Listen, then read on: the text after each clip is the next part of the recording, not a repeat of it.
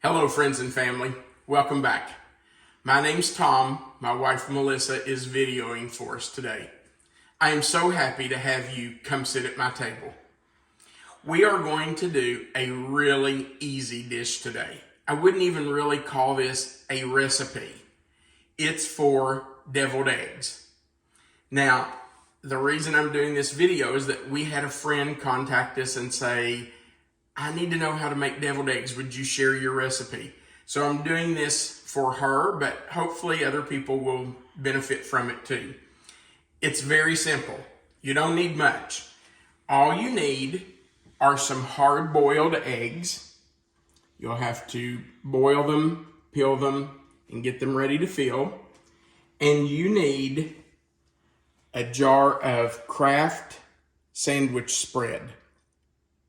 This was my mom's secret ingredient in her deviled eggs. And for my entire life, I think she passed away when I was about 53. Is that right, Melissa? I think so. I think I was about 53. And for my entire life up to that point, she was the person who took deviled eggs to church dinners. If we had a church dinner planned, I can remember numerous times people would say, would you please bring your deviled eggs? Because they were so good. And they are so simple. A lot of people don't even know what sandwich spread is. When I tell them that I make my deviled eggs with sandwich spread, they'll say, I don't even know what that is. What is that? Well, this has been around for my entire lifetime, and I'm 61. So it's been around a long time. And you can find it in the same aisle in your grocery store as the mayonnaise and mustard and that kind of stuff. It's right there with it. In fact, this is everything you would need to make your own dressing for deviled eggs. It has mayonnaise, mustard, pickles, onion, paprika, garlic. Everything is in here that you would use to make your own dressing. So why gather all those materials, all those ingredients, and make your own when it's already here in a jar? So just get yourself some Kraft sandwich spread and use it. This is pretty simple, guys. All you need to do is boil your eggs and peel them. And really, boiling and peeling eggs is very simple. I've tried a million different methods in my lifetime. And, you know, there are people who complain about peeling eggs because you can't get the shells off. But it's a pretty simple process. And someday I might post a video on how to do hard-boiled eggs. But once you get your eggs peeled, I will tell you that I do them the day before I'm going to fill them. I'm going to make them. And once I peel them, I put them on a paper towel lined plate, just because eggs have a tendency to give off a little moisture, and you don't want that on your deviled egg plate. So just put them on a paper towel lined plate. And then before I cut them, I always just take another paper towel and dab them just to make sure that I've gotten any moisture off. And then you just slice them in half from end to end, just like that. Pop out the yolk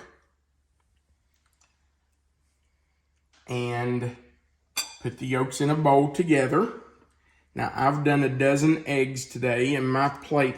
Oh, by the way, between slicing the eggs, you'll want to wipe your knife because it does get some of that yolk on it, and that'll get all over the top of your next egg. But I've done a dozen eggs today because that's what my plate holds. So, that one's going to have to be squeezed in there. Turn that around, might fit a little better. Okay. Let me guess, this last one you're going to eat. Yeah. Because it doesn't fit. So, yeah. The sacrifices you're willing to make. That's right. Well, you know what they say. To the cook goes the spoils. All right, so we have our eggs boiled, peeled, sliced. We have our yolks in a bowl. Now, as you can see, I've already started working on those yolks. When you get the yolks in a bowl, you're just going to take a fork and smash those yolks to smithereens. There's another fancy culinary term you're using. Smithereens? Yes. Well, yeah. I've heard that word my whole life. I don't know. I guess that's a real word. It just means to do it until it's pulverized, I guess. Okay, you can see I just took my fork and mashed down on the yolks, and it just kind of mashes them up into small bits.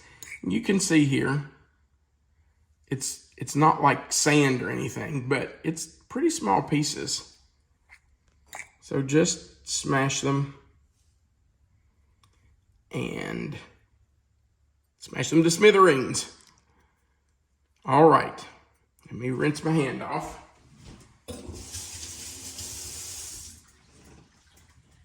Now, once you have your egg yolks mashed, smashed, you're just going to add your sandwich bread. I'm going to be honest with you. Until this very moment, I have never measured my sandwich spread. I was thinking about this and I thought, how much do I put in there? I need a measurement to tell people. I don't know. I just always scoop some in there, stir it up. If it needs a little more, I scoop more into it. Well, it would depend on how many eggs you're making, too. Yeah, but usually I do a dozen because that's what fits on my plate. Yeah, but not everybody would do that. Not everybody would do a dozen. So, just to try to have a measurement, I'm going to use, should I use half a cup? I think I'll start with half a cup and see. I may not put all this in there to start with, just to make sure, because I've never measured before. I don't know. Okay. So there's kind of a scant half cup. We'll put it all in, see what happens. All right. Now, I need a fork, and I'm just going to take that fork and start stirring.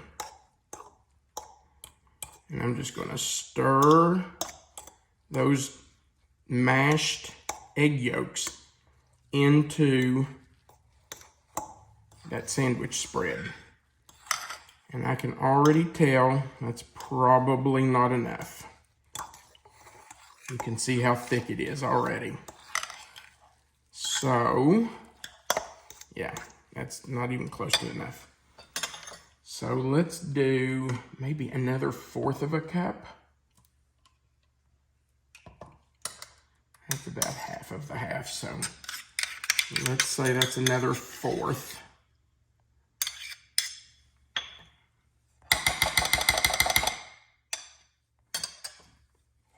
We may need more than that.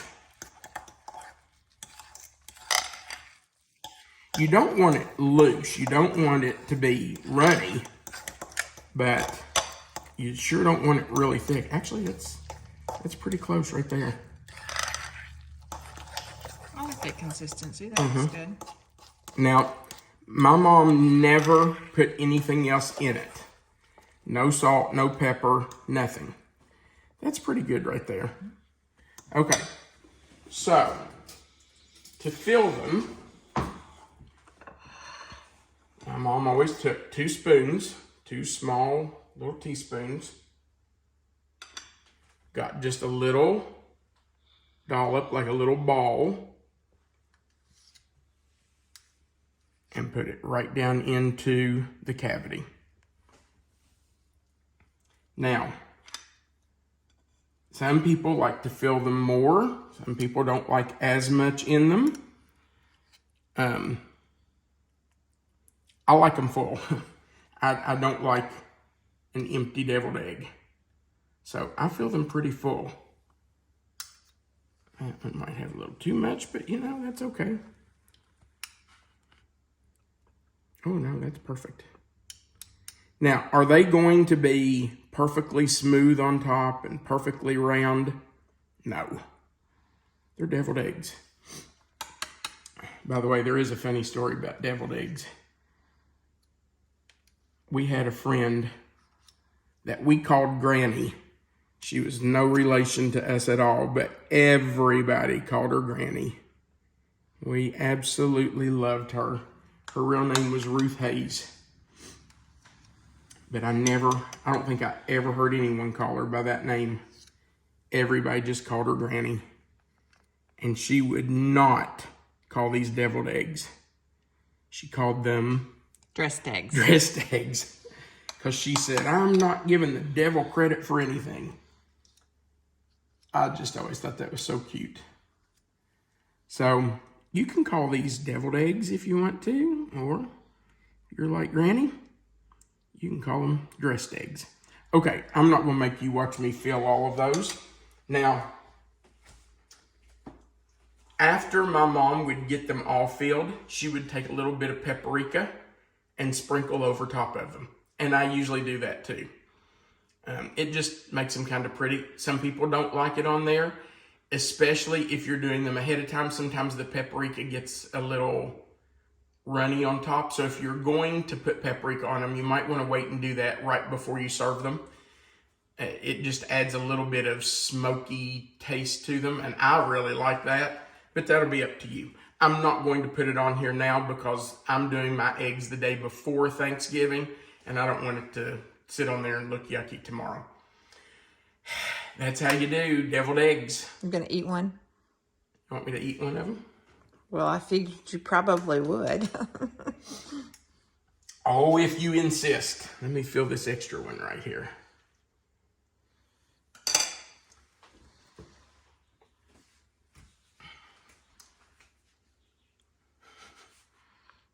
For your mama. Yeah, for my mom. I miss her. She did love deviled eggs.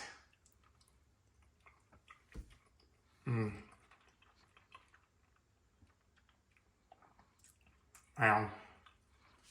It's just like hers. I miss my mom.